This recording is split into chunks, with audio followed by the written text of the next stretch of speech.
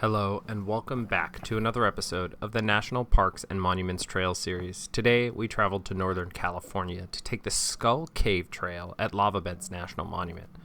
Now, before I continue, we do show the frozen skull of a ram towards the end of this video, so you've been warned.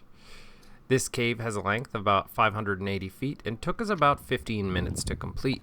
The path is smooth, and to descend into the cave there are stone stairs with a railing. To descend into the ice section of the cave, there are rather steep metal stairs that are bitterly cold. The second section of the cave is quite cold enough to maintain ice year-round. A light is extremely important as it is extremely dark in the cave, and a cell phone light won't do much to penetrate the darkness. The trail starts first by descending into the collapsed portion of the lava tube, which looks like an enormous pit. Once you descend the stone stairs into the cave, you'll notice just how large this cave is, and the path which you are taking is off to the side. This travels a good half of the cave.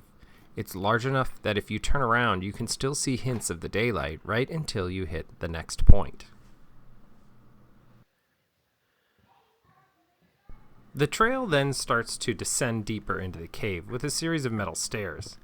Because of the nature of caves, the metal will be extremely cold, which you notice immediately. So it wouldn't be a bad idea to bring a pair of gloves to be able to grip longer before the cold gets to you. Be careful and deliberate as you descend these last stairs. They are steep and the railings are cold, and it would be most unpleasant if you were to fall or lose your footing.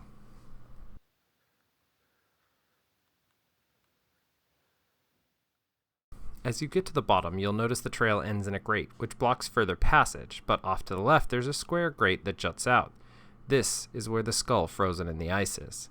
It's a ram's skull, which adds a little grotesque ending to this cave with an appropriate name. The name comes from this skull, according to the National Park Service website, as well as from a pronghorn and human skeletons that were found within, which have since been removed.